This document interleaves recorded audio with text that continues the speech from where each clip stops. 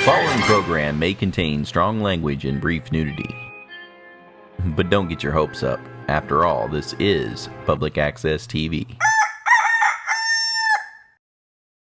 This program was made possible from the support of VSA Texas and Amerigroup.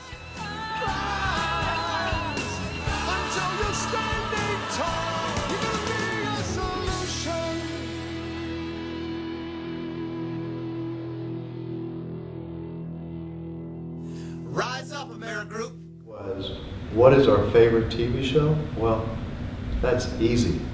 It's a Gene and Dave show. Gene and Dave show, of course. Thanks, guys. Hi, folks. I'm Gene. And I'm Dave. And we're the Gene and Dave show. Well, Dave, we're in a new setting now. Well, actually, the old setting. We are now part of Austin Film Society. Yeah. And our name is changed now to the Austin Public Access. Well, at least where we film most of the Gene and Dave show anyway. It's the same building. It's just all changed and is under new ownership, and the new owners have welcomed us back. We're really glad to be part of the change. Yeah, and we got to give our hats off to Doug and the folks here at Austin Public Access. Really help us out here on the show, and we really appreciate their help to keep going and putting out a quality show. We love their help, and we also love the help of our sponsors that sponsor us on our website at thegeneanddaveshow.com. There's a picture of a little wheelchair up there with film trailing off the end of it that says help keep us rolling. We use that to help us pay for things like cameramen and closed captionings. Absolutely. Yeah. None of the money goes into our pocket, but we sure do appreciate it, and it allows us to help produce this show. So thank you all that's helped and sponsored us through the years. We're still here. Right you are, Dave. So shall we get started? We're talking today about around Austin. And today is an exciting show, Gene. Boy, I tell you what, we cater to people with disabilities, and I think today's show is, as I was going through all the notes and everything that we've done over the past few months, the spectrum is really wide here. So anybody that's got attention deficit disorder, this is the show for you, because we're covering a lot of different things, and if you start wondering what's going on, it's because we've changed and switched topics to something else. So we've got a lot to cover on this show, and I hope you'll enjoy. Let's get started then. The first thing on our list is Knowbility.org helps people build accessible websites. And every year they've got a program called AIR. I think this year they called it Open Air. And they had a competition. This time was the international. The US, Canada, India, and Australia competed to build accessible websites. And what Knowbility does, is they pair nonprofits and artists with groups or businesses that build web pages to see who can build the most accessible aesthetic site. It's a competition that we did like 8 years ago. That's right. And it's still going on, and it keeps growing and getting bigger and bigger and bigger. And with the help of Trademark Media, we won first place. We did. For the most accessible site. And our site is still up and going, and we've made small tweaks here or there. I think probably the biggest change that we made was we wanted to make sure that it was accessible to people with mobile devices. And Trademark Media jumped right in there and helped us find a way to make that happen. So thanks to Trademark Media and all their help throughout the years. They did a super job. We talked with Sharon Rush, the executive director of Knowbility.org, to find out a little bit more about this program. We're here today with Sharon Rush from Knowbility. Sharon, what are we doing here at the Open Air Gala? What's all this about? Well, Open Air stands for the Accessibility Internet Rally. And Gene, this is the 18th year that we've done this. Oh my goodness. Once a Wow. year, we challenge the tech community to learn about what makes websites accessible for everyone, including people with disabilities. And then once they learn about it through our training program, we match them up with a nonprofit organization that needs a website, and then they have a contest. And you know, the tech people love their competitions. Oh, sure, yeah. Now, to make it accessible for people with disabilities, you're talking about more than just people with visual impairments. Well, yeah, visual impairments tend to get a lot of the attention about accessible websites because the web is, after all, a pretty visual medium. But yeah, there are things. I mean, think about all the video that's on the web these days, Oh, and yeah. so for people who are deaf, the audio content has to be captioned. There are people who have mobility impairments and don't use a mouse in the way that other people do. So in that case, you want keyboard accessibility so that you can just tab to different parts of the website and use the keystrokes to input information.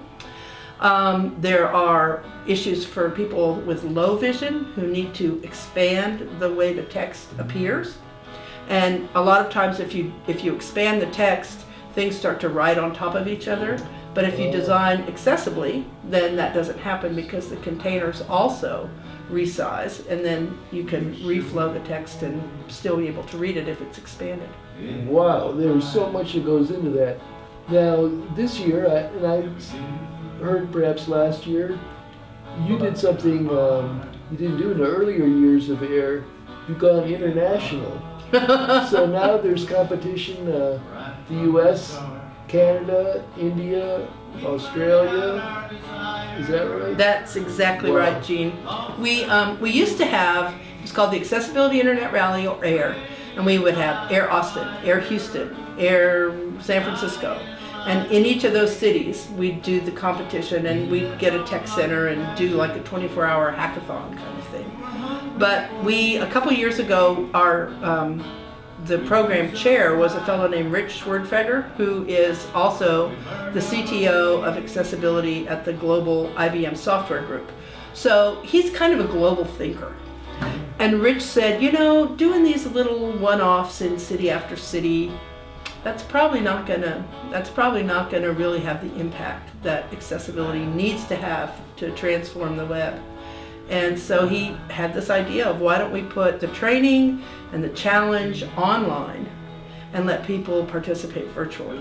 So tonight, when we do the awards, we are going to have people dialing in from all those places you mentioned. Fantastic. Well, Sharon, we know you've got to get back to the gala here, meet and greet all these wonderful people.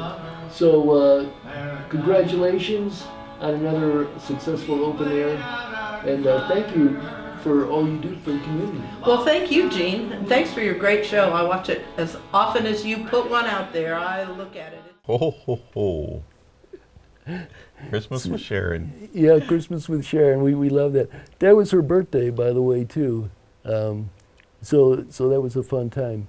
But we thought I'd bring a picture too. This is a picture of Jessica Looney, who works there at Knowbility, Sharon Rush in the center, and Richard Schwerdfeger, who works at IBM and is Knowbility's board chairman. Richard was giving out awards to the teams, and Team Maximus from India won. And you're not going to believe whose website they did, Dave. Let's take a look at the winning recipient. Yeah, I was pleased to find out that we got paired up with the team in India. And people that know me well know I'm a bit of a xenophile. I've traveled in 44 countries. So I was pleased to have this opportunity to work with some folks that are halfway around the world. We, the Team Maximus, happily accept the award and express our gratitude for it. We are high in spirits that our efforts have paid us with a winner. We would like to thank all the organizers for providing us with this wonderful platform. The idea of designing an end-to-end accessible web page stood as the driving force throughout the competition. Wow, hey, I know that guy. Another local Austin celebrity. That's right, kids. Working with Team Maximus, we won first place on this.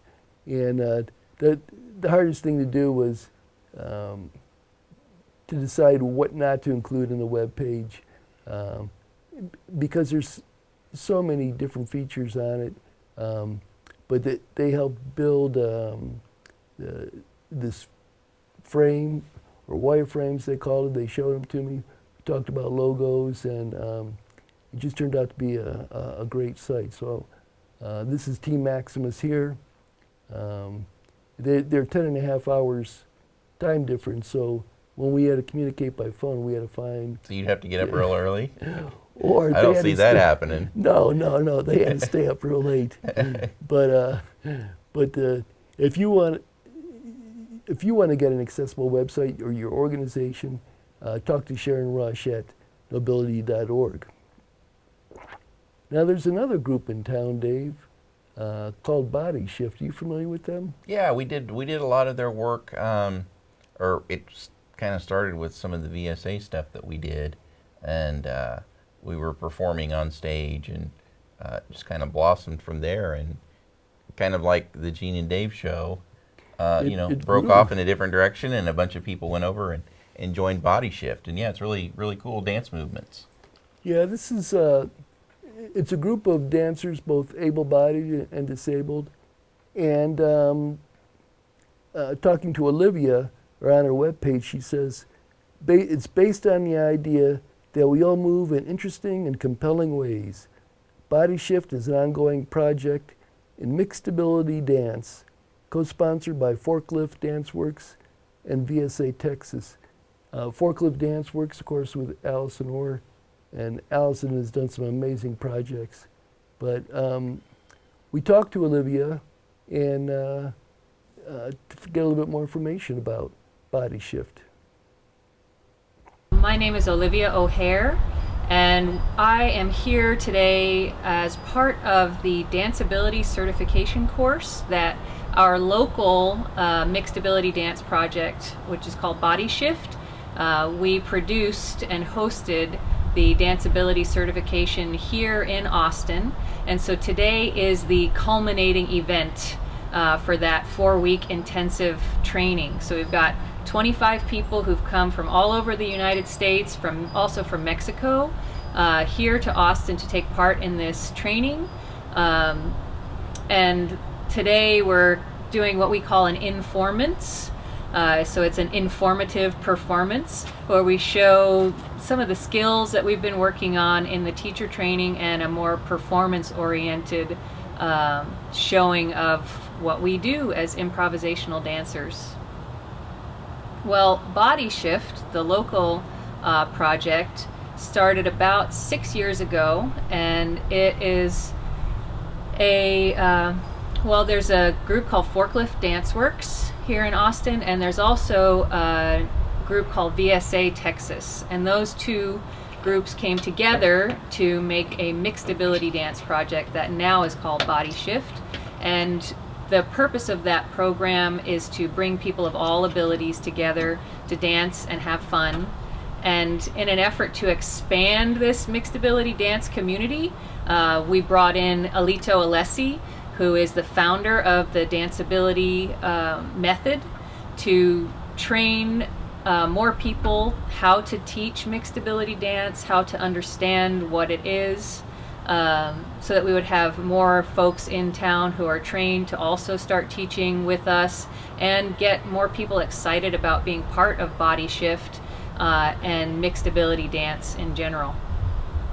Well, we have a website. It is www.bodyshift.org, and that's to get involved in the local programming. We do offer 2 classes a month, every second and fourth Saturday, that we call the Elements of Dance, that are open to people of all abilities and also all experience levels. So we've got someone who maybe has never danced before in a class with someone who is a professional dancer.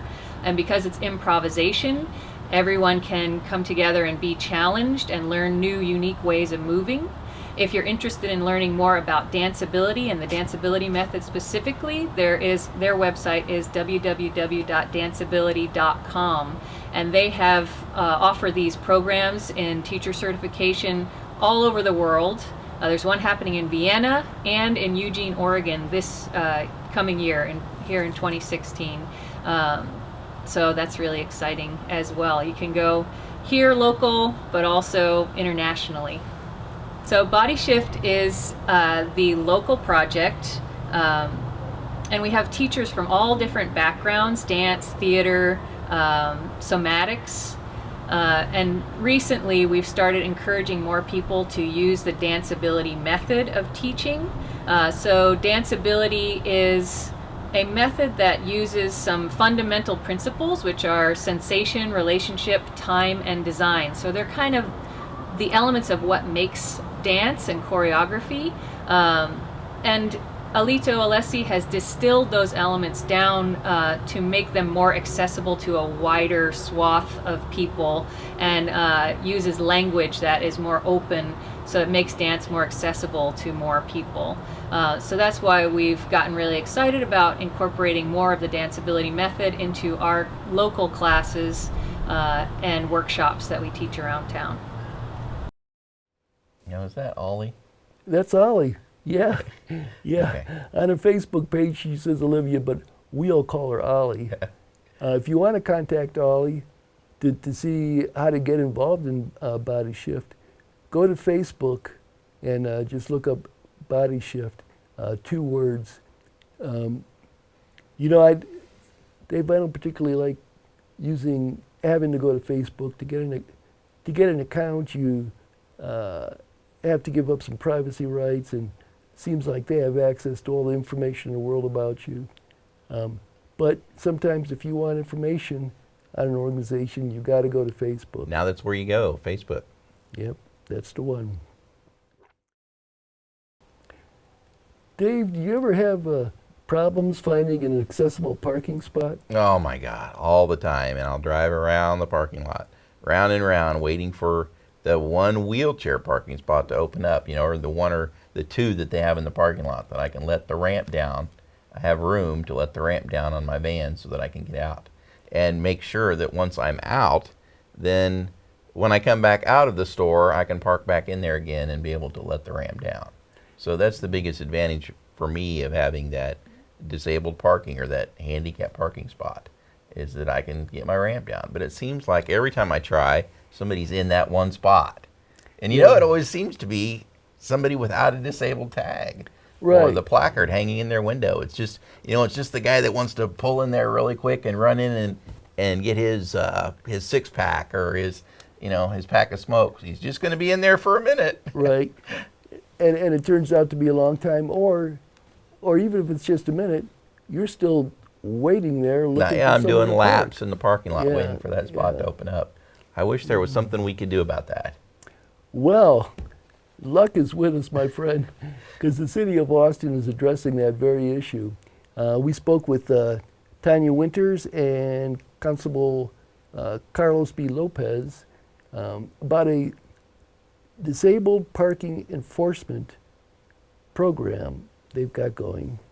And the way it works is they get people with disabilities from the community, like you and I. They teach them how to go out, look for people parked illegally. That is to say, we look to see that the disabled parking is clearly marked, that someone's parked there without a tag on their mirror or without license plates with the disability symbol on, how to take pictures showing all that. Wow. And then we can actually ticket those people. Well, let's hear about it. I want to hear what they got to say. Well, here we go. Well, my name is Carlos Lopez. I am the Travis County Constable for Precinct 5, and this is Tanya Winters.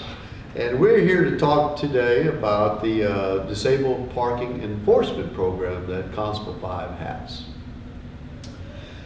The first question was, how do we get started with this program? Well, I have been with Travis County for 37 years. And my predecessor, Bruce Elfont, who is now the tax assessor collector, we both started the program based on some feedback from constituents. We had some constituents come in and say, you know, we have these disabled parking laws. What good are these laws if they're not being enforced? Needless to say, there were issues with accessibility. People were just parking in these parking places without placards, with placards that didn't belong to them. So in 1995, you know, we started the program with just a few volunteers. It was a pilot project. We started with like 10 volunteers at the time and say, well, this will be a short pilot project. We'll get some enforcement done and we'll solve the problem. It'll all go away. Well, here we are 21 years later, and we're still facing basically the same issues. Now, the difference is that now, instead of 10 volunteers, we have over 75 volunteers with our office, and I have over 30 officers that are working to enforce the disabled parking laws. Basically just to ensure that people who are entitled to these parking places have access to them. Well, Constable, you know, there are a few different disabled parking programs out there. So I'd like to talk to you about the difference between our program and some of these other programs. Really, we're all in it for the same reason, and that reason is equal access for all. And we really believe here at Constable 5 that equal access is a civil right, and it starts in the parking lot. Okay? So the main difference between our program and some of the other programs is that we actually issue paper parking tickets. I can show you one here. So the reason we like to issue paper tickets is because we leave, if I can get my fingers to work here. Those of you with disabilities know how hard this is. Okay. Okay, we like to leave pink copies on the vehicle. And the reason we do this is because when a person receives a violation for parking in a disabled space, when they come out, they know that they've got the violation right away. And this really helps with due process of law. A person has 30 days to respond to a disabled parking citation with the court. And so when they get this pink copy, they know immediately. The other thing we like about leaving the pink copy on the vehicle is really because it's an immediate education tool. When somebody comes out and they see that pink copy, you know, they're really aware, not only that they have a violation, but they have to become more aware about people with disabilities, because they have to inquire about the law and figure out how to take care of the citation. So all those things are why we like to leave the pink copy.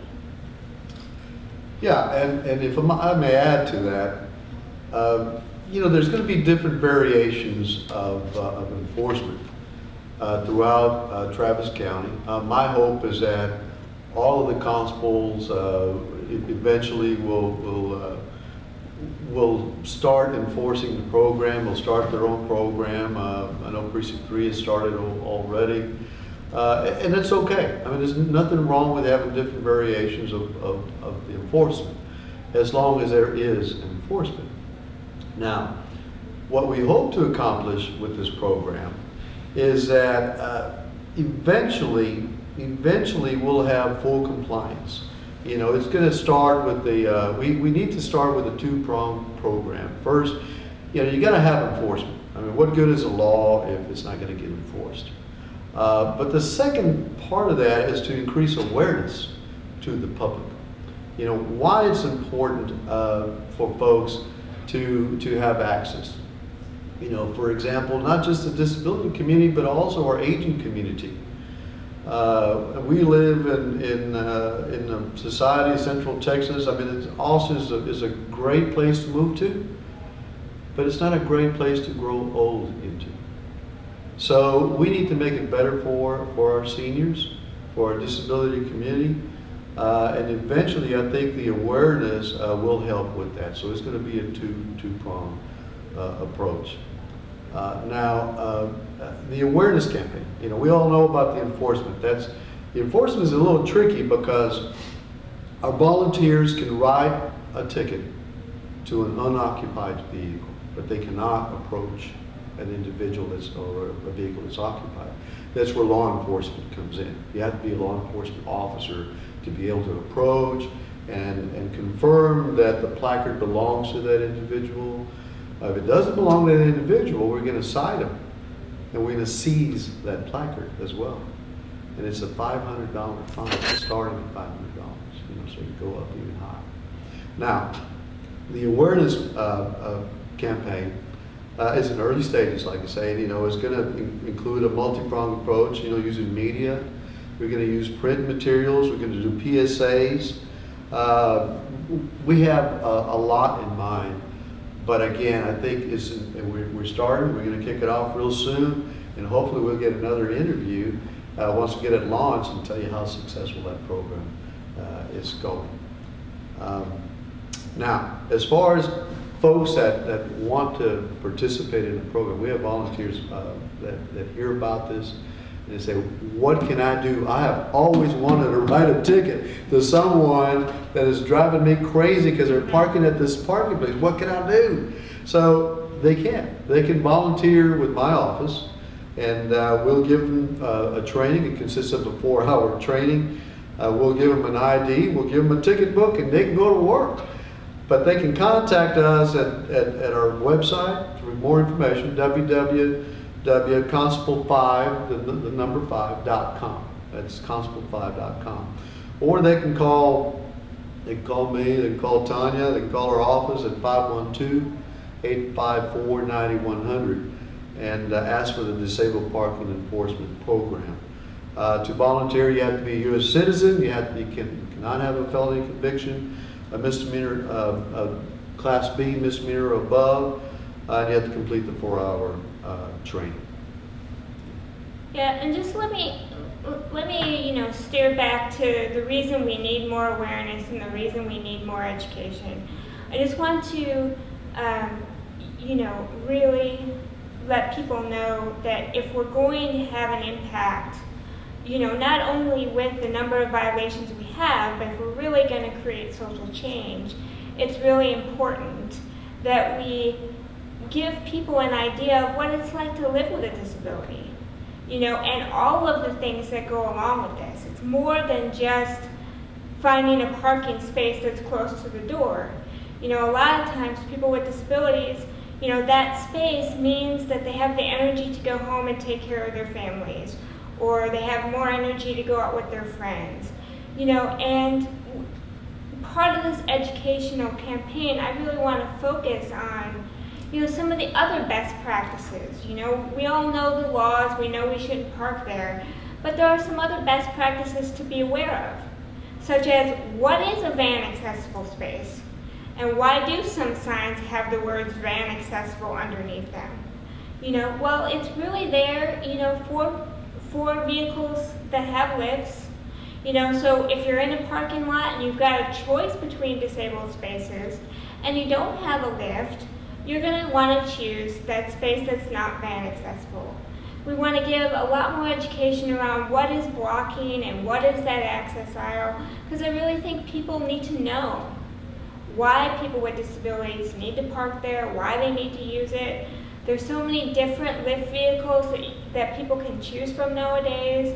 It's not your standard van anymore. So we really need to know all of these issues as part of this education, because it's more than just whether you commit a violation or you don't.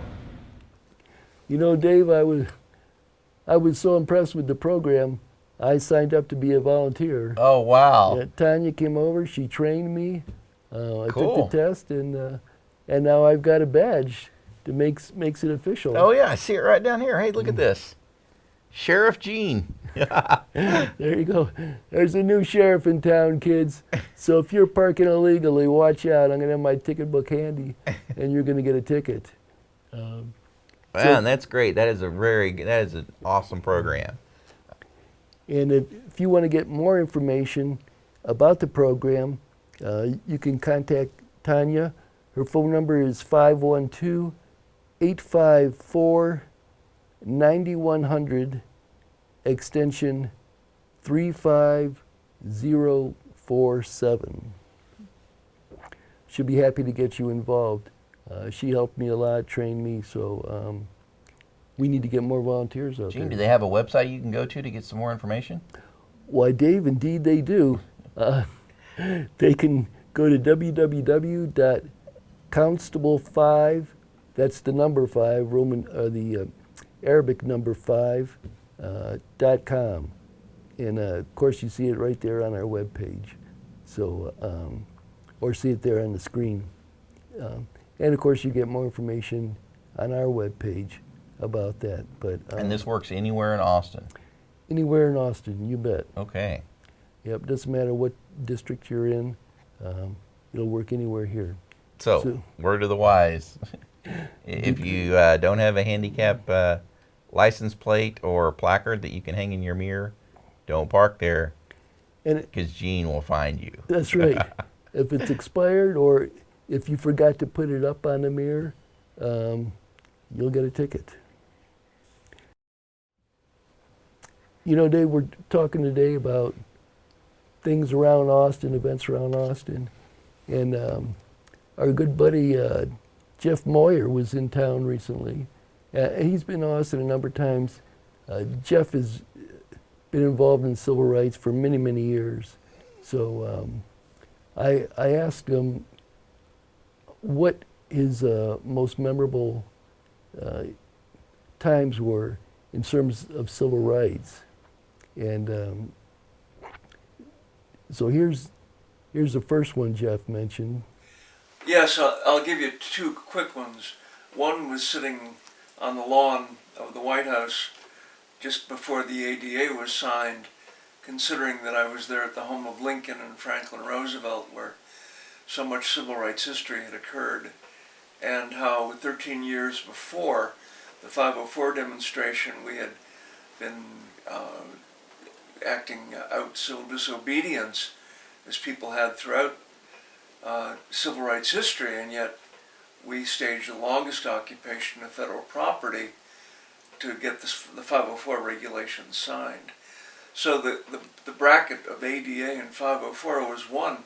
And the second was when I got a piece of federal legislation, I wrote it, and we got 800 letters from people who are blind to get the first federal demonstration of a technology called remote infrared audible signage, which enables people who are blind or who can't read to navigate public places.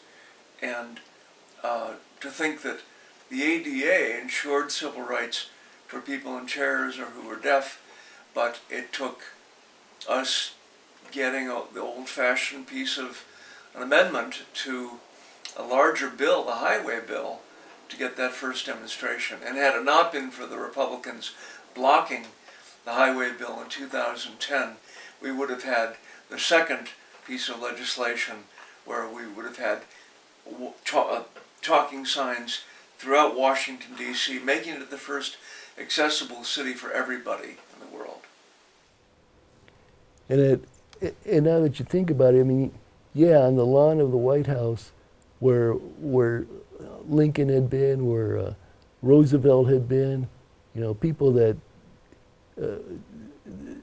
you think of in terms of civil rights and such, and he was there for the signing of the ADA. So wow, just amazing, amazing. Yeah, and he was he talked about 12 years earlier at Department of Health and Welfare in California, and they shut the building down because they weren't signing regulations in the law to benefit people with disabilities. So that was like 1978. So he's been around a long time. you know, of course, while Jeff was there, I couldn't help but having some fun with him. So we did a. This was around Christmas, so we did a little Santa routine. Santa. Hello, Gino. Santa, is it true you're making a list? I'm making my list, Gino. Santa, are you checking it twice? I'm going to check it once, and then I'm going to check it twice. And Santa, are you going to find out who's naughty and who's nice? You've been listening to this song, Gino. That's right. I'm going to be checking it once and twice for who's naughty and nice. Santa, can I have your list of all the naughty girls? Oh, Gino, I'm sorry.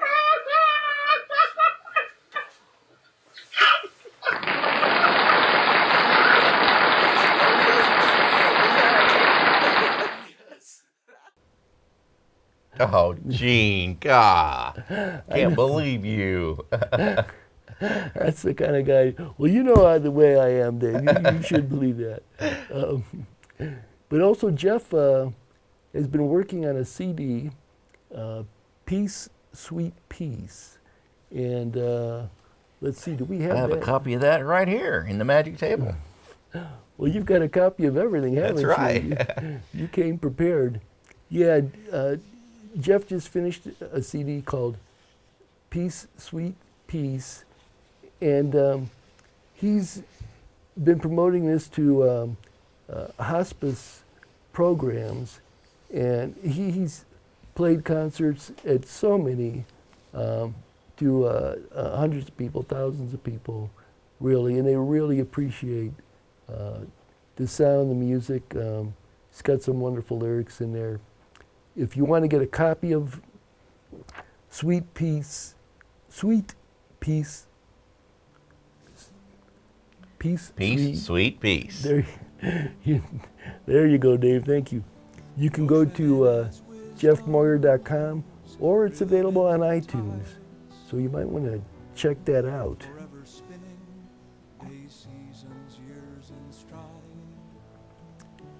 Jeff, I understand you have a new CD coming out, and it's all centered around hospice. Can you tell us more about that CD? It's called Peace, Sweet Peace. We're introducing it December 18th, and it comes in a beautiful CD wallet, which my son photographed and designed. And the CD, there are 13 songs, and they are 12 songs rather.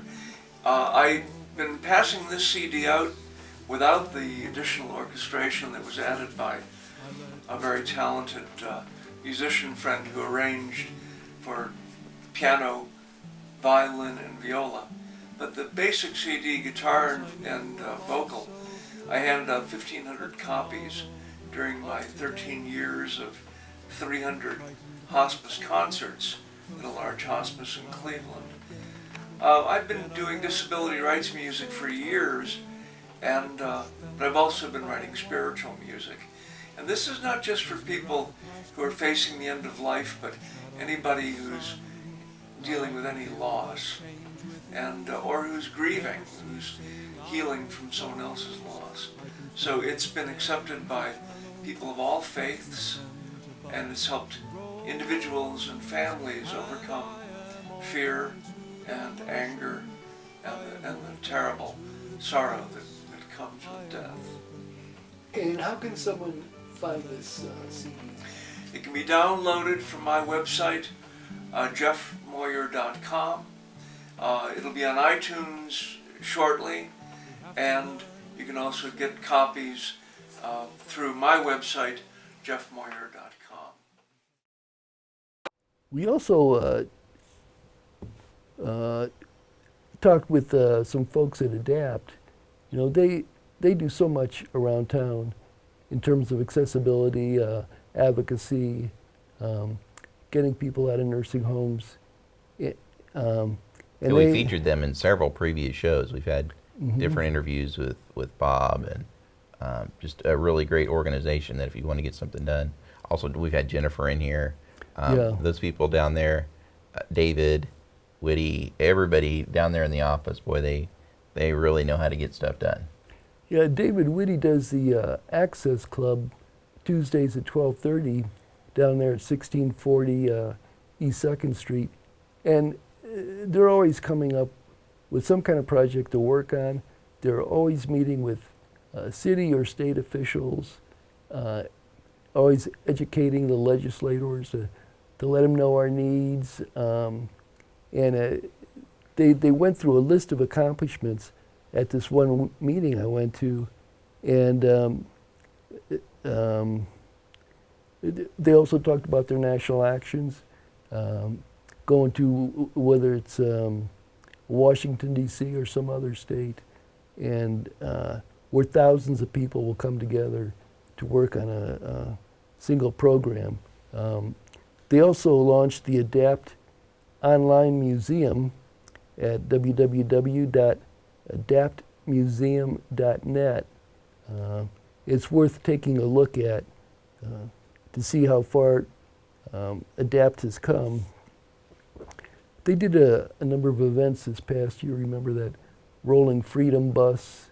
That was all part of things that they were working on. And that was to celebrate the ADA. To celebrate the ADA, right? Yeah, you the are, 25th yeah. anniversary. Yep. And I just wanted to show a little clip here of they started talking about the accomplishments just for this year, and it started off with Kathy, and then went over to David, and it kept going on and on and on. This is the Adapt Austin Year in Review of 2015. We had our wonderful fun run. We had a local, national.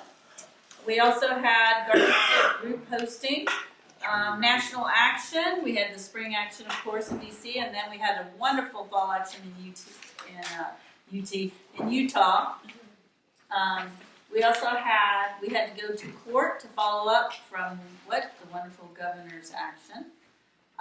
We also were supporting TechSeals in its fight for autonomy.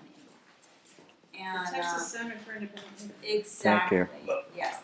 And also some of us went to our national organizer training. Also, the birthing of Texas Disability Project, which is a separate entity from Adapt to Texas. It is a 501c4. And what we do, it's a political PAC, yes. And what the purpose of our project, it's called a project, but it's an organization. What it is to promote voting among people with disabilities, but also their family members and all the different people's lives that they touch. So, and then also we work within the Promoting Independence Advisory Committee, and Bob is our representative on that committee. We also launched the National Adapt Online Museum. Thank you, Miss Stephanie. Yeah. And the address is www.adaptmuseum.net. And also, of course, our wonderful part of fundraising is Wheelchair Santa. And thank you, Mr. Whitty, for overseeing that every year. And as well as your other elves. All of us, yes. But there's like 29 people. Yes. That's good. It's so behind me. And Nikki worked on that a lot. Yes. And so we'll go on to the ADA 25th anniversary. And under that, we had different events that took place. Events with the bus. We had the State Independent Living Center reception. We also were there at Pease Elementary, West Austin High School, and we also went to the Crestview train station.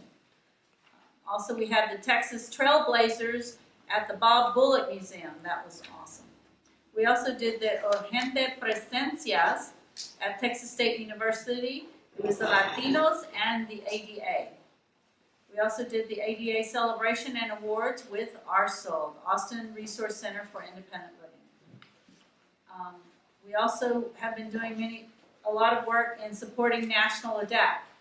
We have our National Adapt Workforce Committee, Under that, we've been working on issues with SEIU, which is the Services Employees International Union.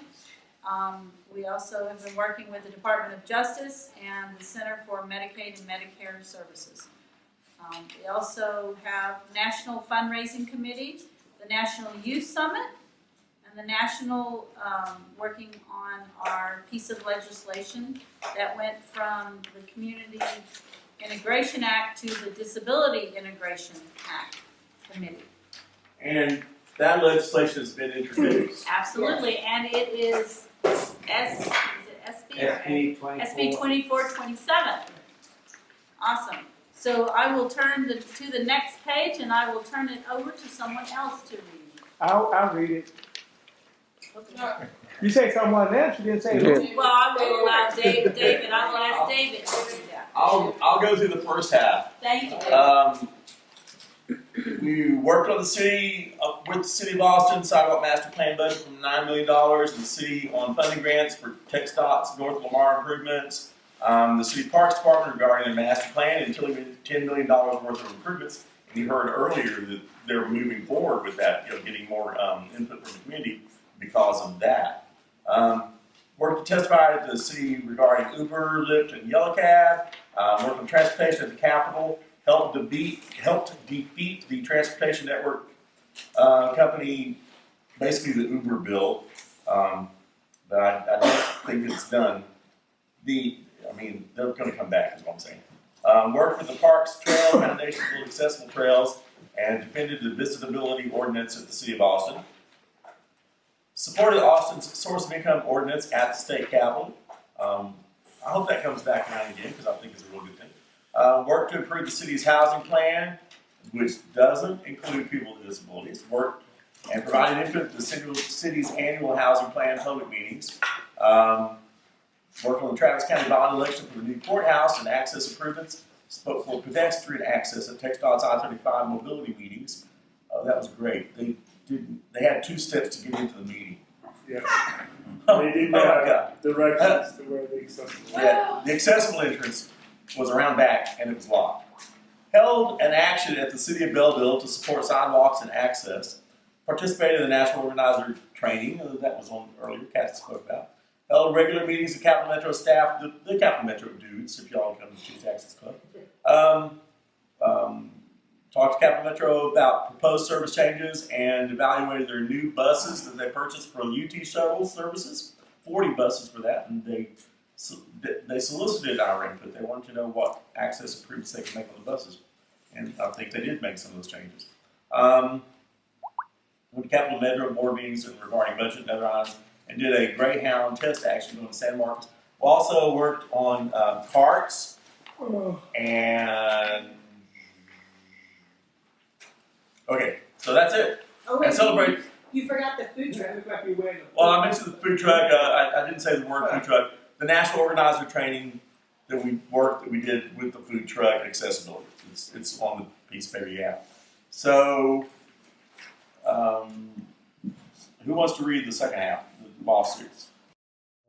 But if you want to get involved with disability rights issues, go to the Adapt of Texas page in Facebook, and you'll get all the current information there.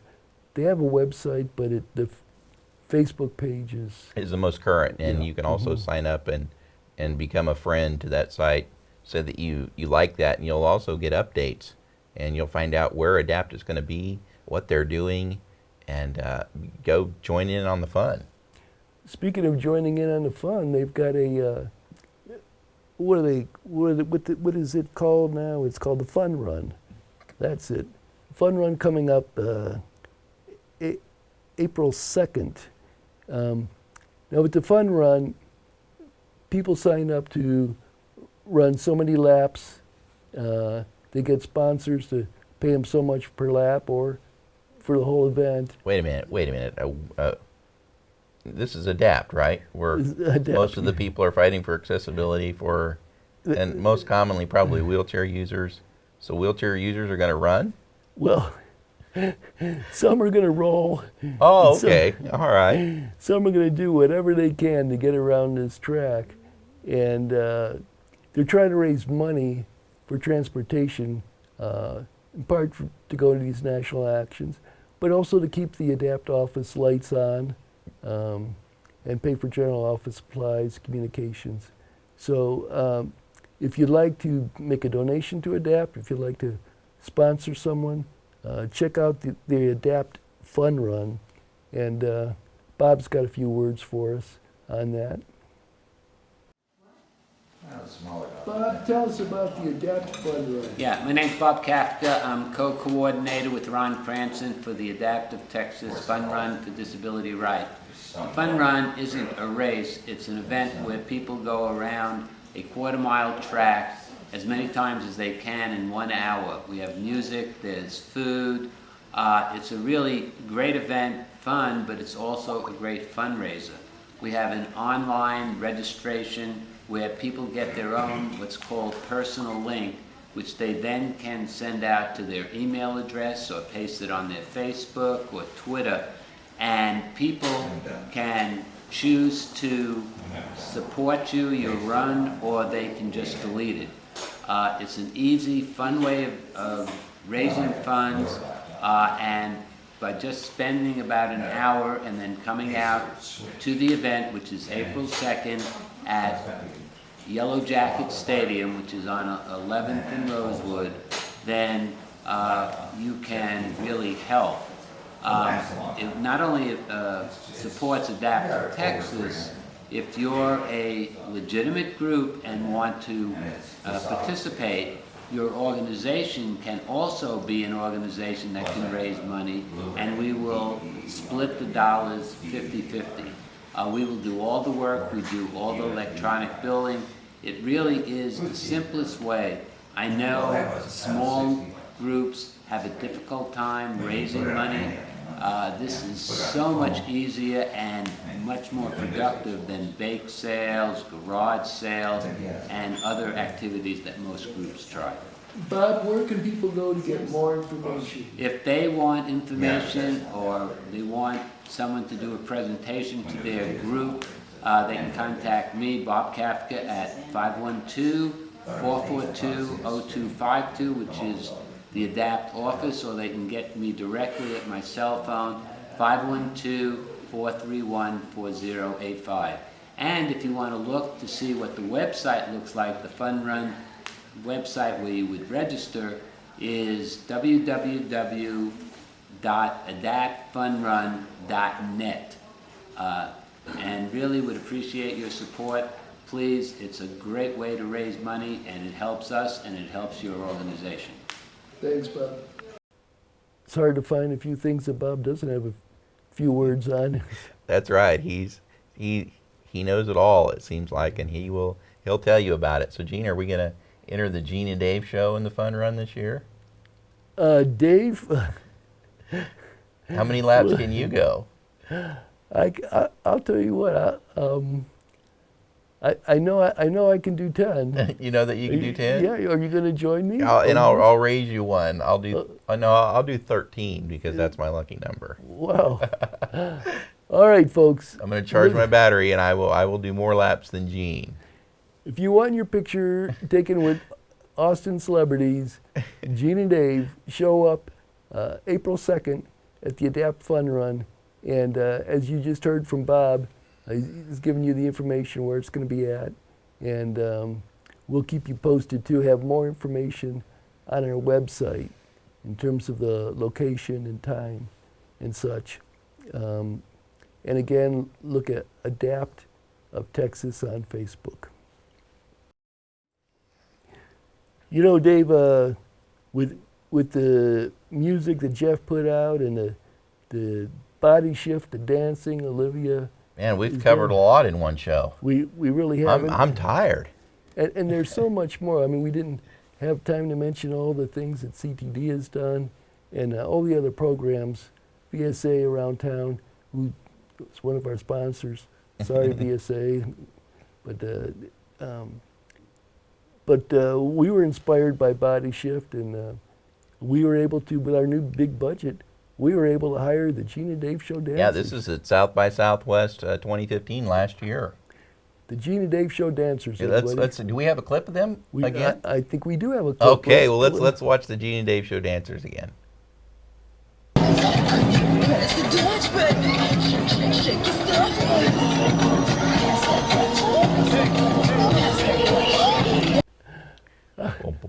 All right. How could you not love that? How could you not? How could you not? We'll see you next time. It's South by Southwest. South by Southwest, we'll be out there filming, so if you see us, come say hi to us. Look for us. We'll be there. And until next time, bye for now. Take care, folks. Thank you.